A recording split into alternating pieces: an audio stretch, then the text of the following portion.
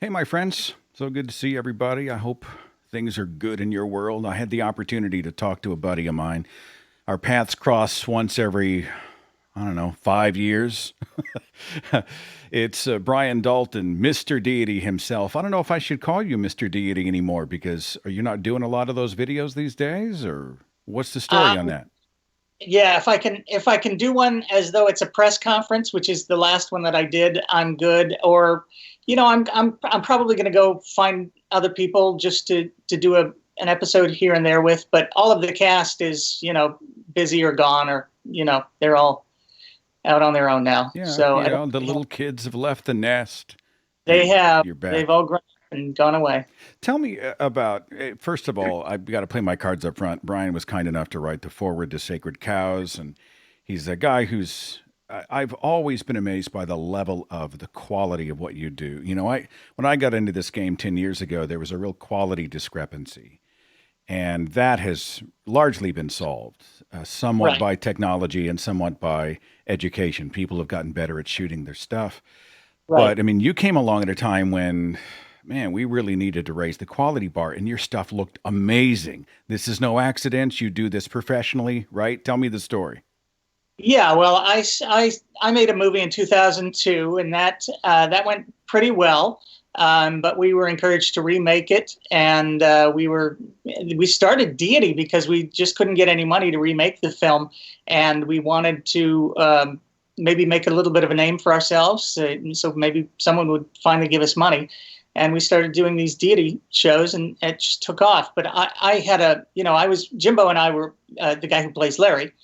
We're both doing video production, and we had great equipment, and we knew how to use it, and lights and cameras, and all kinds of great stuff. So it just ended up being something that we kind of fell into, Now, luckily. everything's still in the archive. I mean, even though you may have moved on to some other projects, describe who Mr. Deity is. What's the focus?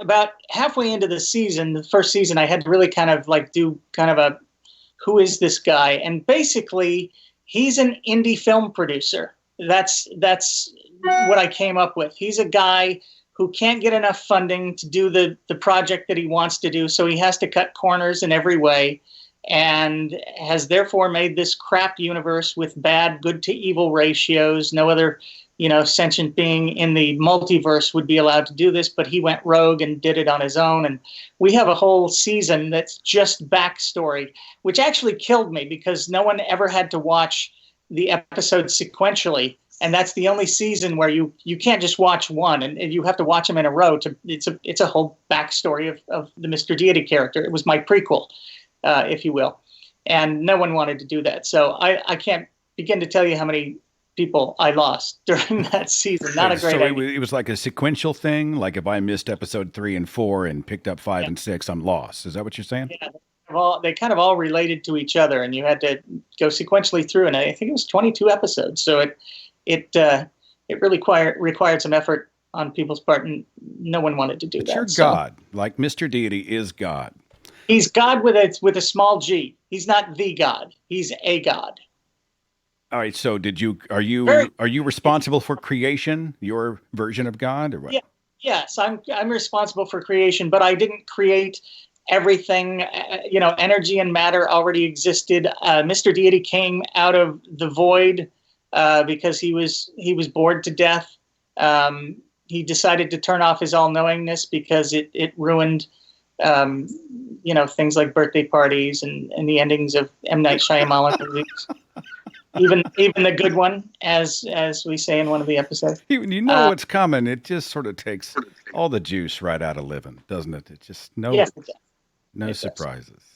Yeah, and we actually did an episode where he turns his all knowingness back on because I wanted people to understand how obnoxious it would be to have to communicate with an all knowing person who knows exactly what you're going to say every time you start to open your mouth. And so I can't remember what that episode is called. Maybe Mr. Deity and the Knowing or something like that. But it's he ends up being very bright, and he knows exactly what Lucy is going to say, and she can't get two words in edgewise. And I always think of that when I think, really, you're going to hang out with an all knowing being who exists outside of time. How does that work? How exactly does that work? I never thought of it in that context before. Like it would be the most. I mean, everything's predicted well in advance. It would just be horrible. Yeah. Well, it'd be Yeah, horrible anyway. right. Your God is kind of a. And I want to bounce into the new stuff that you're working on because you've got some beautiful things on the plate. But your God is like this. Confused isn't the word. You're bemused, perhaps. You just kind of look around like the consequences of your actions sometimes are late news to you. Like, holy shit! When I created this, I didn't realize it was going to be a problem. I mean, am I reading the character right or what? Well, he's obtuse. He's completely obtuse. But here's what I want to tell people. I'm not straying from the source material here. I mean, that's who he is. If you read the book, he doesn't know the most basic things, like the moon is not another source of light, or that young girls can break their hymen before they have intercourse. He's just an idiot based on the text. Not, I mean, you don't have to stretch it.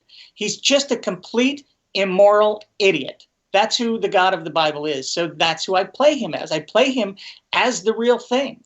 It's not a stretch in any way. It goes down a little easier though because of the sort of humorous tone. There's something about the temperature of Mr. Deity that doesn't come off like you're not writing about the God of the Bible is, and then that Dawkins quote at the end of it, the monster.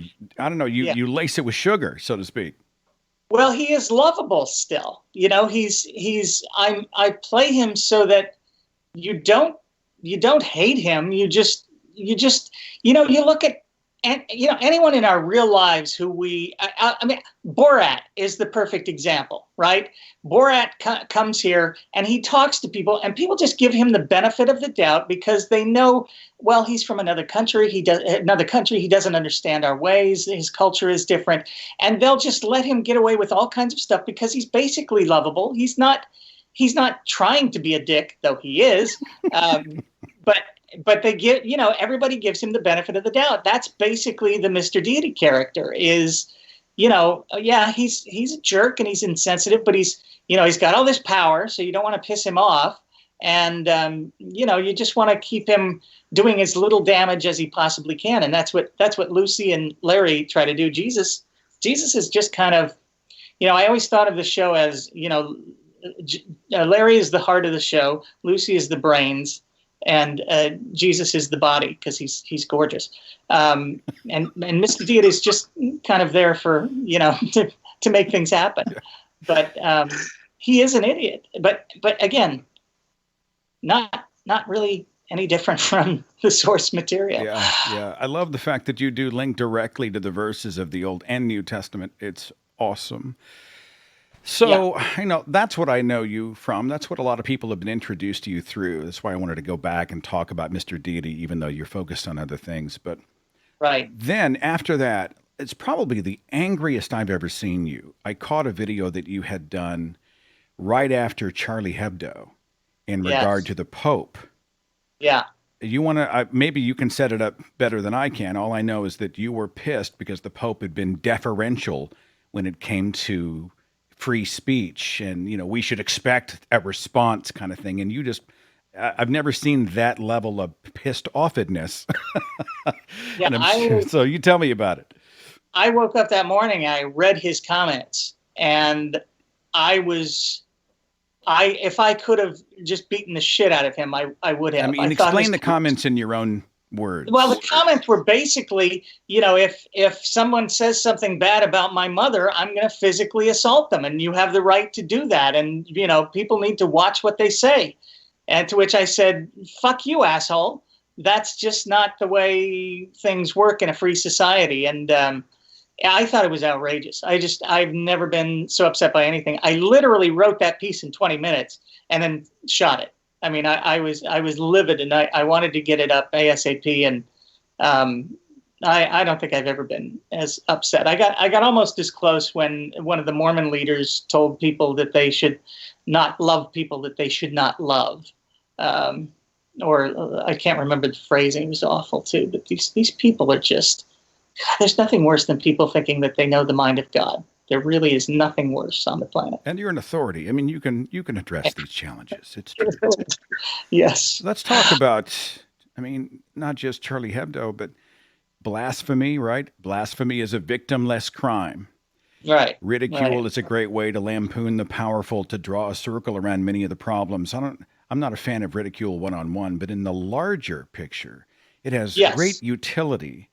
And yet we're in this weird culture. I don't know how you could be a comedian in today's speech climate, because everything you say is the potential Right. call out or cancellation or lawsuit or you're fired. I don't know. Do I call you a humorist or comedian? You operate in those waters. What are your thoughts? I think of myself as a satirist first, more than any other thing.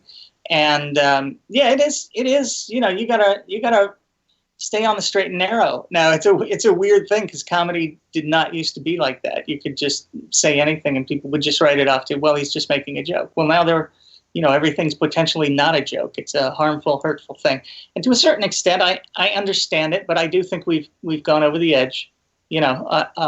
Moderation in all things. Some of these people are just too freaked out by everything. And I've gotten my fill of, people shitting on me for stuff that I do and say. I think there's probably an absence of good faith, meaning that they automatically assume ill intent. Yes, And I think right. intent matters, doesn't it? What you mean, Yeah. what you're trying to accomplish is important, right? Right. Yeah. It's not everything. Obviously, intent is not everything, but in terms of understanding something, it is everything. I mean, a person's intent in any situation really does help you understand where they're coming from. So, and sometimes people just say things that are, and it's very difficult also because in this culture, I mean, we are hyper rapidly changing. I mean, what was acceptable to say yesterday literally may not be acceptable to say the next day. So there's a lot of stuff. I feel really bad for, I'm getting up there now. I'm 54, but I do feel bad for older people who just cannot keep up with what's out of bounds now and what's not, and they're just not gonna make it. That's why I'm worried about Joe Biden right now. I mean, I just I can't imagine him keeping up with everything. He's already put his foot in his mouth. I don't know how many times since he announced. So that's just going to keep happening. And talking here with Brian Dalton. You're 54. I mean, 54. You got a good taxidermist or something, because you look really good over there. I'm just saying. I have the world's oiliest skin. It was an absolute nightmare when I was younger because I had cystic acne and had to deal with all that crap. But in terms of aging, I don't have hardly any wrinkles. And, the worst you can say about me is my hair is God is all timeless. gray. God has no beginning and no It works end. for all. Yeah. I used to actually have to spray white into it when we started. And then, I married Lucifer. And that changed all that. Yeah. The hair went white in just a couple of years. So you segue out of Mr. Deity, and then it was Way of the Mister next in your line of projects? I started doing Way of the Mister because we had done the second season of Mr. Deity with Sony, and there was a long period where they were trying to figure out whether we were going to do a second season with them or not, and they wanted to do something much bigger, and they turned out not being able to do it, but we were kind of on hiatus for almost 18 months. So I started doing this show called Words, which was short-lived, and The Way of the Mister, which was kind of what I wanted to do it as opposed to Kirk Cameron and Ray Comfort, Way of the Master. I thought this would be a funny take, and it's the Mr. Deity ethos of anti-theism and atheism and free thought and skepticism, but in a different format. And that format can take all kinds of different shapes and forms. The first one we did was a 60 minutes like piece about reparative therapy, but I've done a lot of just straight talking to the camera. I do these things every now and then called Mr. Peace Theater, where they're little vignettes of things that kind of make a point that I think of here and there. And and that's how that happened. So you play it straight on Way of the Mister, or? Well, it's still comedy oriented. It's always funny. I mean, I think I write funny, but I pop in these little pop-ups that are almost like, I think of them as a literate version of Mystery Science Theater. You know, it's kind of comments that you would hear from the gang, you know, if sitting in the chairs watching the movie or the video, but they're just little words or sentences that pop up. People hate me because I don't keep them up long enough, and it's a little bit strategy because I want them to just watch the video again. And everybody tells you, "Damn you, I have to watch the video twice because those pop-ups go by too quick." So once I watch listening to you, and once I just read the pop-ups, but I have lengthened them because I've gotten so many complaints. But the pop-ups, I had to re-upload something last night because it didn't have my begging segment in it, and I forgot about it. And I went back after 3 weeks, and I was just looking it over to make sure everything was okay. And I had forgotten all the pop-ups, and I was laughing my ass off. And that's the best thing in the world to me, when I can go back and watch my own stuff, and it cracks me up. I'm like, okay, that was pretty cool. Because by the time you're doing it, you probably know this. By the time you're actually finished, you know, cutting a piece together and putting all this stuff in there, it just seems like the stupidest piece of crap ever, because you've seen it a zillion times. I had so much anxiety the first season of Mr. Deity, because every time we would shoot, I would write it, I would think this is funny. When we were doing it, I would think it's funny. But after hours and hours and hours of editing and hearing the stuff over and over again, I would call them going, I don't know what we're doing. Why are we doing this? This is awful. It's horrible. And they would all watch and go, "No, dude, that was hysterical. That's funny." I mean, okay, You're like that all kid right. in the back seat who's going, "Is this real life?" Like you've just lost all Yeah, perspective. right, You know, I'm right, I'm that complete. way. If I'm writing a speech or writing a book, right? I usually start with, "Oh, it's a great idea," and then before you know Right. it, you get into the process, and then halfway through, you become numb. You lose all objectivity, What and was I thinking? I'm just, Yeah, this is shit. I'm going to throw this in the trash. Everyone's going to hate this. And then, you know, if you can push through, I don't know if it's true for you. If I can push through, usually on the other side, I start to get that enthusiasm back, you know, in the last 20%. And sometimes it yeah. even works out. So, At this point, I trust my instincts because it's worked long enough, and even if it's not good, it's certainly working. So I don't even give a shit anymore. It's you know, yeah, well, I there's mean, a I really do. liberation in that. I Yeah. do want I do want to do good stuff. I don't want to phone it in, but I don't really care what I'm thinking anymore when I'm in the midst of the process. I trust the original instinct. By the way, there is a listener line. If you have a comment or question for Brian, you're welcome to dial in, and I'll get to as many of those as come in, or as many as I have time for. Ray Comfort sent me a fruit basket this last, I think it was December, January, something like that. He sent me a basket of fruit with his appreciation, because I guess he used a clip of mine in one of his atheist movie style documentary. I call him a documentary, where he goes out and he Yeah, finds the most clueless atheists on the planet, people who have never considered why they don't believe in a God. And he right. gets them on camera, and they're just as, I mean, you know, they're blindsided. They don't have any good responses. And then he sort of turns them around, and at the end, it's like, now don't you agree with me? And they're like, yeah, I do agree with you. And he's like, isn't that amazing? Praise Jesus. And Yeah. I guess he used a clip from me somewhere in one of his films. Has he ever contacted you, Ray Comfort, to talk about The Way of the Mister? He has not, but I was waiting in line at Caltech to go see, I think it might have been Richard Dawkins. It was part of a skeptic event here. And he actually handed me, I didn't realize it was him, but he himself handed me his own copy of The Origin of Species with the little introduction that he did. And I said, "Oh, thank you." And I didn't know it was him until I did one of those double takes where you wait. Was that Ray Comfort? I think that Hey, was Ray Brian, Comfort. what is that? Did he write just an introduction to the actual Darwin book, or is it a Yeah. commentary? No, it's the actual book with his own introduction, which just skews everything as far out of whack as you possibly can. It's How oh boy. presumptuous is that? Like, I'm going to grab the most revolutionary book, arguably, in the history of biological science, and I'm going to Right. write a foreword. No one asked for me to do this. I'm going to write a foreword, and then I'm going to present it to the masses. I mean, how Yeah. presumptuous is that? I thought I should be doing that with the Bible. I should like just skew it as much as possible. And actually, that's kind of what I do with my shows. Actually, I have one going up this month called "He's Not the Messiah. He's a Very Naughty Boy," which is from Life of Brian, one of my all-time favorite movies. And it's just looking a little bit more at the Jesus character critically and going through all of that. But yeah, it is. The hubris is amazing. I've got 303 on the switchboard. Thanks for calling in. You are on with Brian Dalton. Who's this? This is Donna. I'm from Aurora, Colorado. Hi, Donna. Hi, Donna. What do you have for us today? What do you think? I just thought that Brian might find it funny that my mother, who is from Alabama, raised us Mormon, but she was rebelling against the Jehovah's Witness religion when she joined the Mormon Church at age 16. Yeah.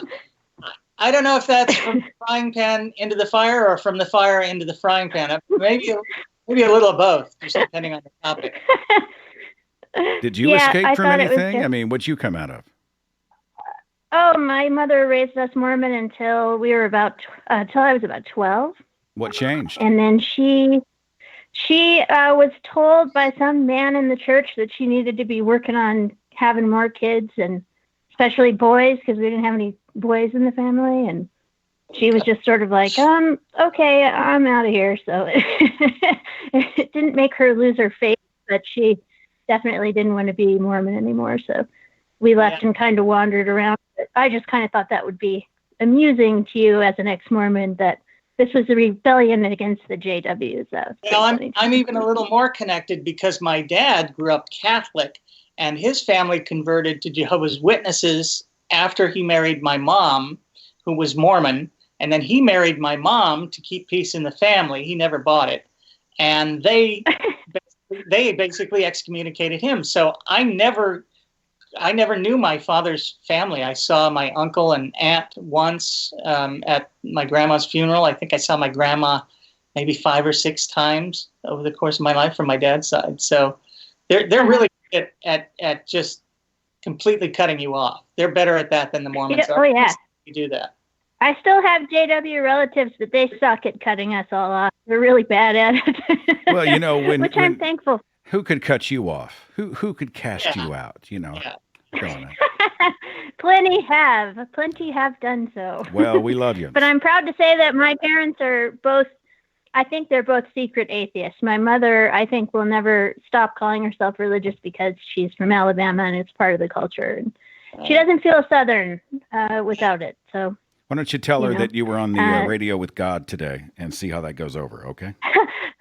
She actually has seen a couple episodes of Mr. Deity and found it pretty funny. Yeah. So I think she's mostly a secret atheist. My dad definitely is. And so we're all kind of, me and sister and nieces are all out and proud and fine. So, Right.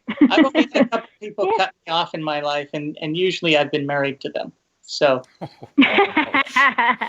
Well, thank you for all the funny shows, and thank you, Seth. I'm so mad because I'm going to be in Chicago on the 27th when you're here in my town. Oh no! At the Free Thought Conference. Well, I'm going to be in Chicago on that day. One day we will rendezvous, and if I have to do a show live just for you in the lobby, you got it, okay? Well, thank you very much. All right, we'll talk to you later. Thank you very much, you guys. Bye-bye. It's funny, Brian. I used to think that, I always say it like this, and it just sounds terrible, but I used to think that, Mormons are just these happy, weird people. Like, they're all, like, I had Mormon neighbors in one of my previous homes. They were the best, sweetest, nicest people in the world. They were awesome. And it was only after I sort of got into the layers of the onion that I realized how fucking insidious the Mormon faith really is. So, I mean, you've got the insider perspective. Can you speak to that? Yeah, it's the amazing thing about it is that it's insidious with a smile. I mean, it really is. When you're in it, you don't really have any clue how insidious it is and how provincial and, insular it is that, it's because it really occupies your entire life. They're good at keeping you busy and keeping you within the fold. You taking medicine over there, Brian? I heard a ding. So. Okay, just I forgot to silence my watch. Hold on. No problem, my friend. Go ahead. I know it's a serious topic. Forgive me. Go ahead. Yeah, no, they keep you. In fact, I'm working on a Way of the Mister for next month because I've been having this debate about with this commenter about whether Mormons are brainwashed or not. And the funny thing is that in his comments right there, you can see the brainwashing, but he just can't see it. He cannot see it. He literally wrote to me something to the effect of, I was talking about thinking for yourself, and he said, well, clearly what happened to you is that you opened the door to Satan when you started thinking for yourself. Well, that's brainwashing. If you're going to make people afraid of thinking for themselves and tell them that's an open door to Satan, where you're going, Mormons don't really have a hell, so I can't say, you're going to burn forever, but you're going to be in the lesser heaven. You're going to be in the Walmart of heavens instead of the Nordstrom. You don't get your own planet, do you? That's Scientology. If you go all the way up, if you reach the upper echelons of the celestial kingdom, you become a god.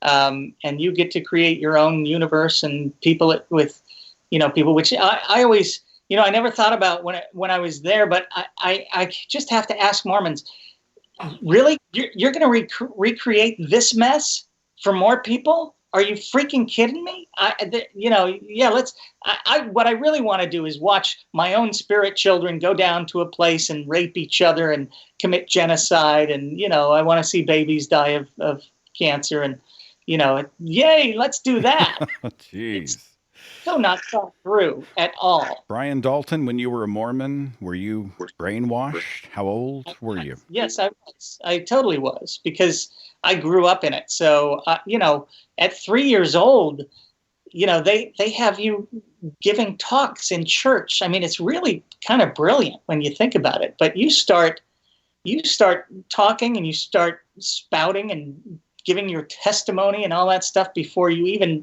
can think through, 5 plus 5. I mean, it's just, they get you young and then they keep you in it. And, you're warned about the others. And so all of my friends growing up, the vast majority of them were Mormon until I had 12 and my mom stopped giving a shit about me and my dad never did.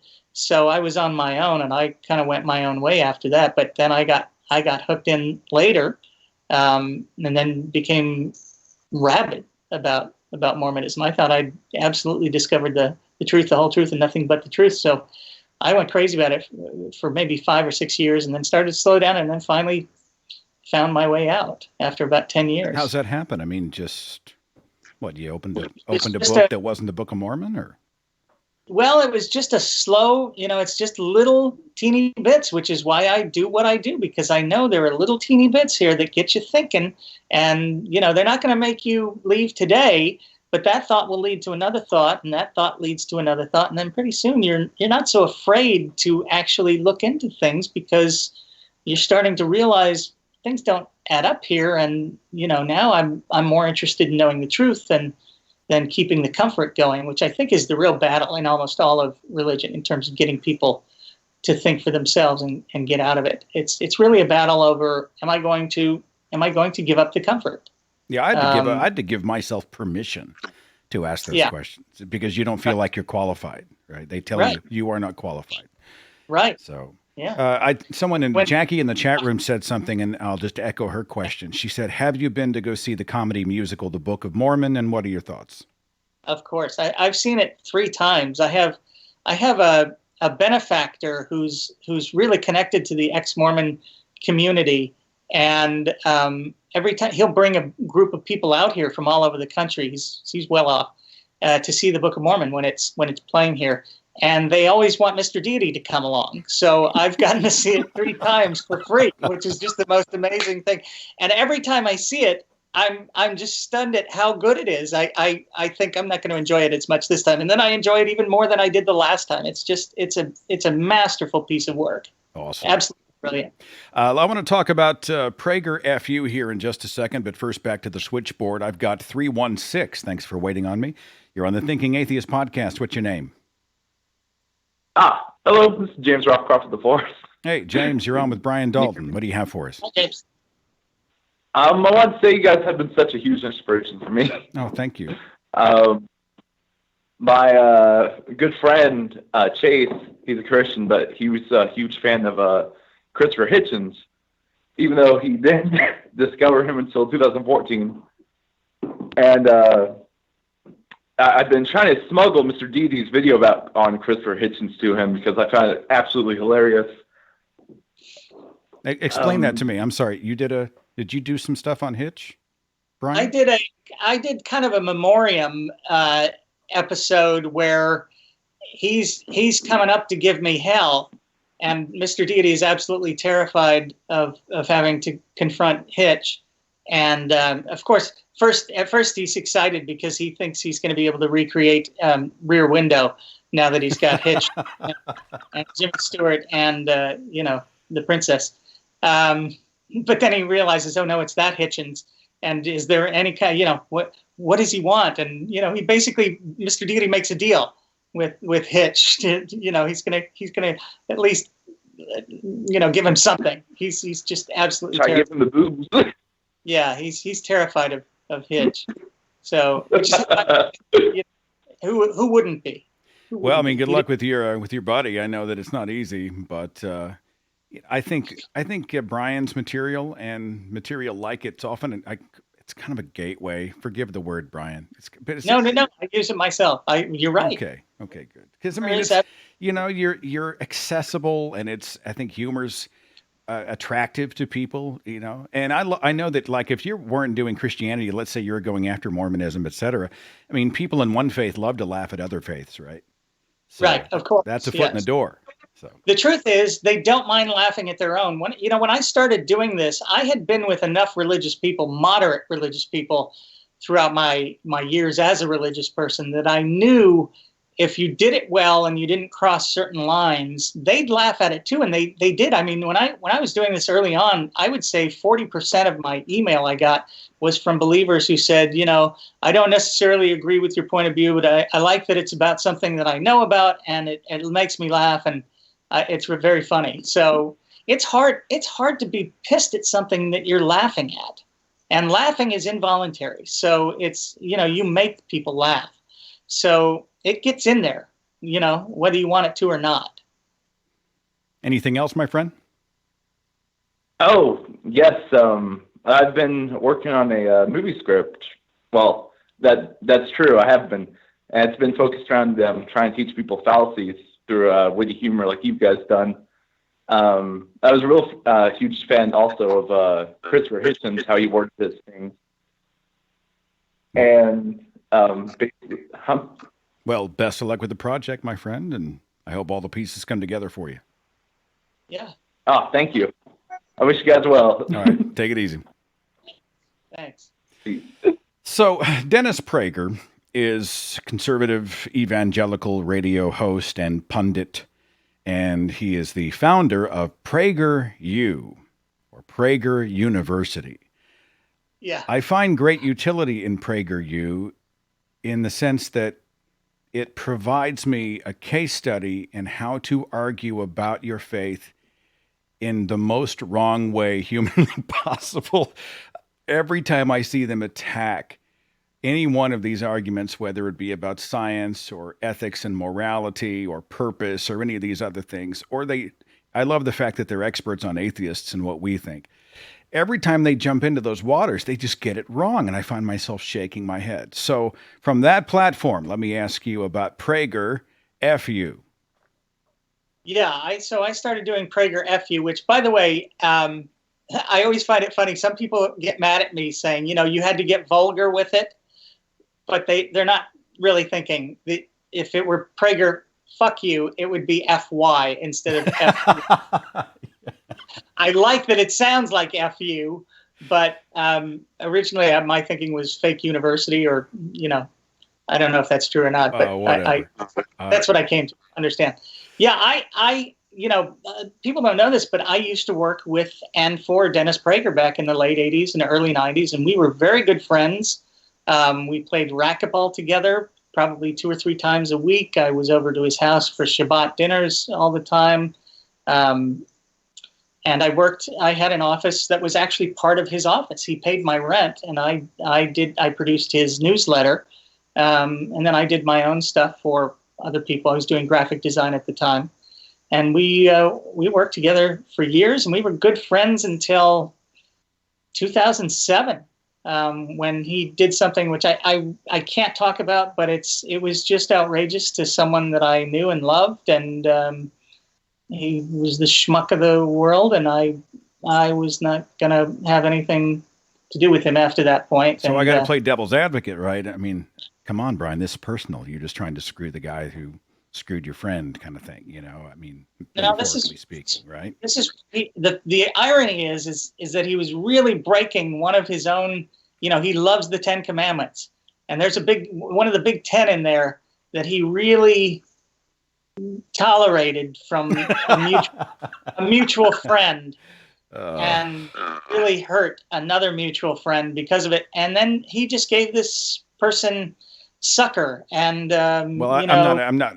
That didn't mean to push you down a road you don't want to go down, but that's all I. But I mean, I think one of those things. One of the obvious responses would be, well, it's personal. That's why you're doing Prager, F you. But you were going after really the arguments in the theology, right? In terms of the videos, I never bring up the personal stuff, or even that I don't even mention. I don't think that I've ever worked with him or that we were good friends. It's basically just taking the videos almost line by line and finding the stupid, and it's just all over the place. It's amazing. I have one coming up this month where they had a guy.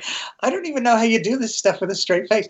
They had a guy. Basically, the title of it is something like the book that you should read to your kids, and it's the Bible. And there's no easier. I mean, it's like shooting fish in a barrel. I can go line by line on this one, and it's probably one of the funniest things. At least part one is. It's going to be probably 4 or 5 parts. There's just so much to it. It's ridiculous. But part one is, I think it's pretty freaking hysterical. Well, what are some of the subjects that Prager takes? I mean, what are the? I've mentioned a few: the morality argument and evolution, et cetera. I mean, but you've seen it more than I have. Yeah, I've done ones on the afterlife. I think I had a 4 or 5 part series on a video called it was something about the afterlife. I don't remember the title. There's another series that they did with a scientist talking about how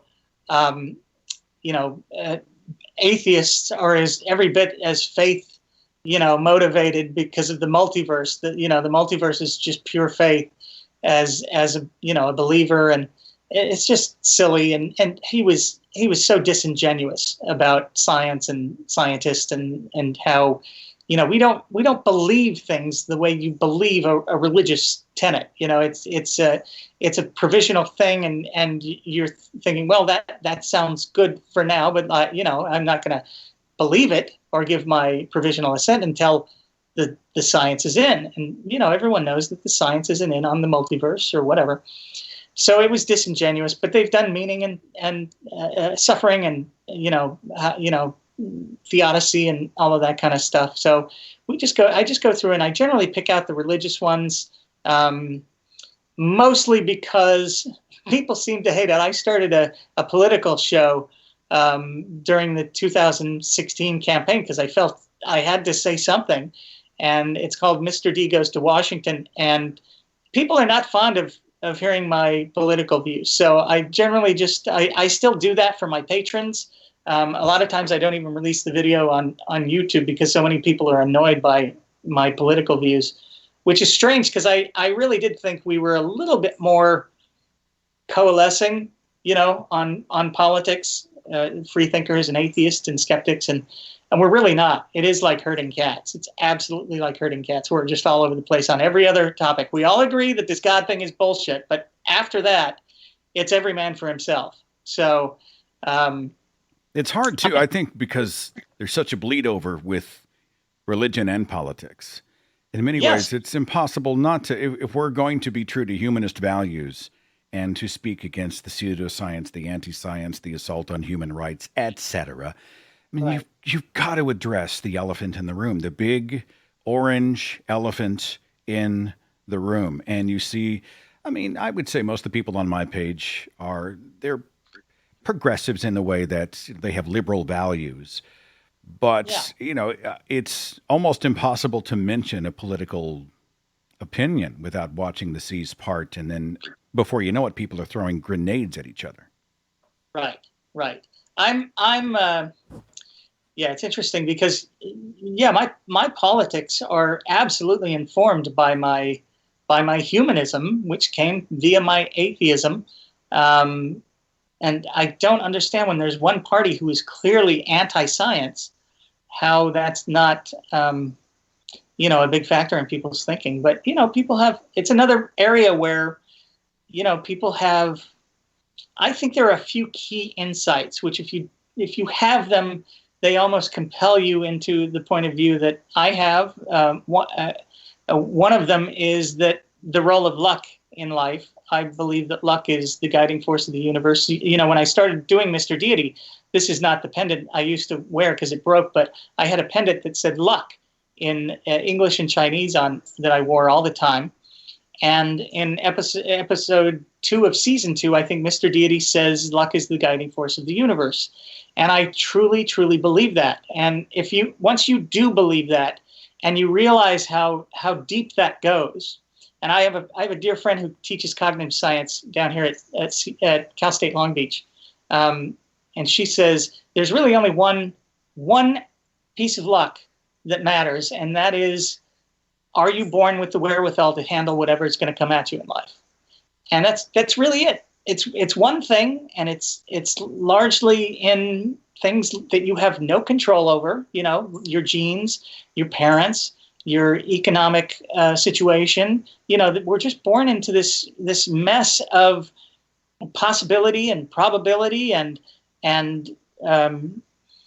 want and need and all of these things that are going to determine the person that you become and how you're going to handle life and what comes at you. And none of it is under your control.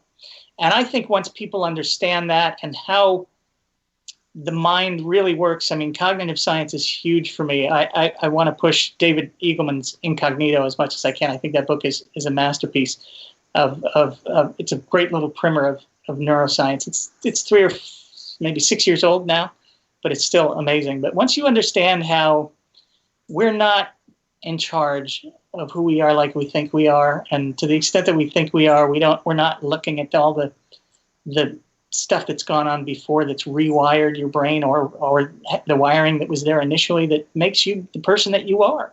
I'm not going to get into I'm not going to ask you about free will because that's another hour. I'm not doing it. Yeah, no. But I have to be pedantic for just a second.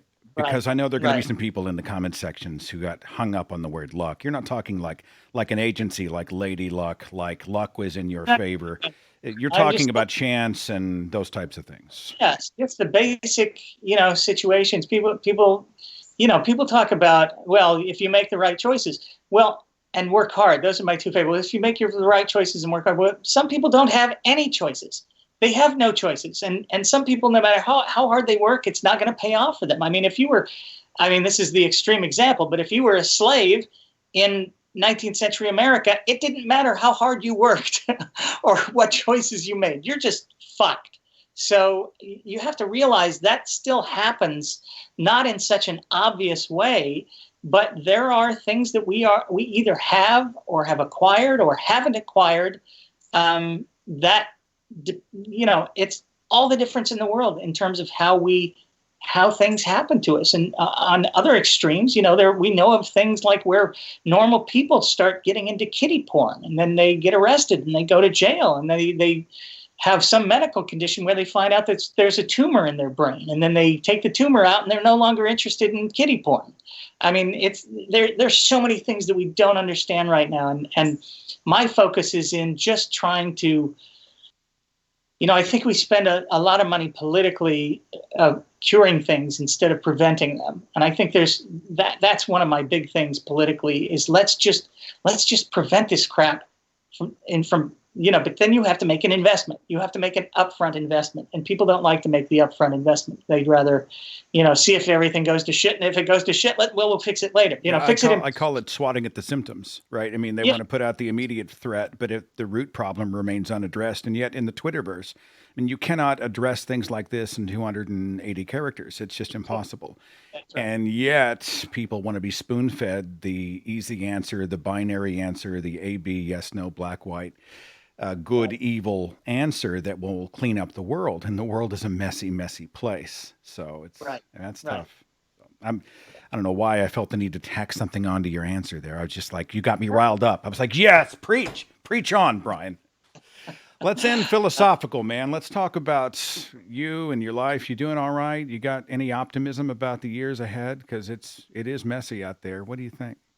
It's interesting. I haven't really talked about this on my shows or anything, but I found out this year that I have something called sensory processing sensitivity, which makes me a quote unquote highly sensitive person, which my daughter, it's a genetic thing. And it's my daughter told me years ago that she was a highly sensitive person. And I said, oh yeah, I'm a highly sensitive person too, not realizing that's an actual thing.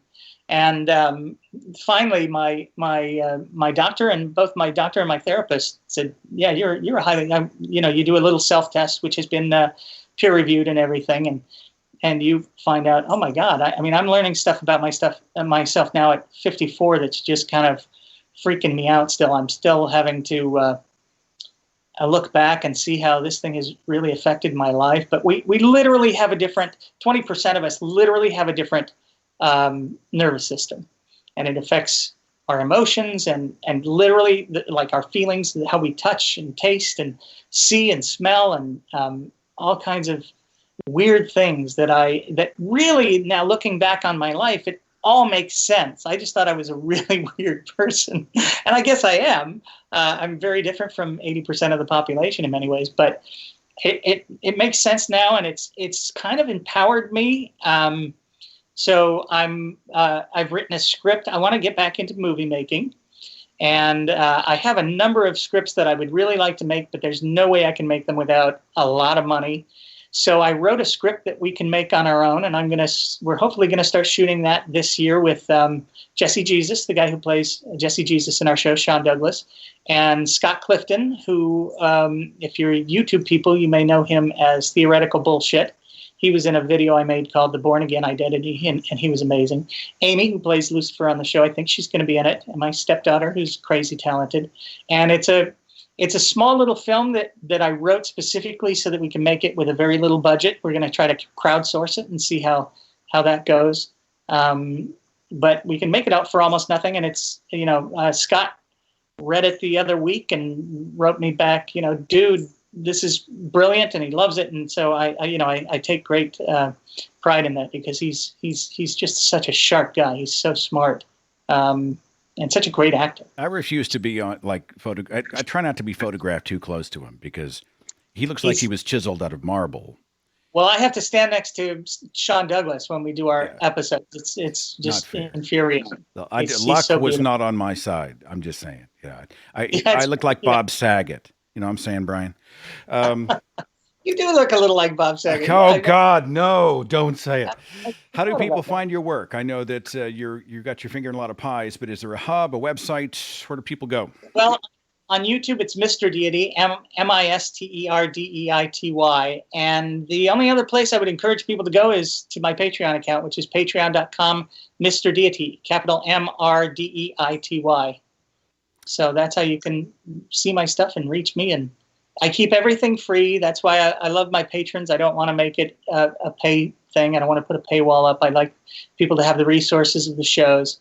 So thank you to all the patrons who continue to make this possible. Yeah. Well, dude, it's an honor to be able to have you on the show. You make us laugh and you make us think. Brian Dalton, hope our paths cross again soon. Thanks again for being on the show.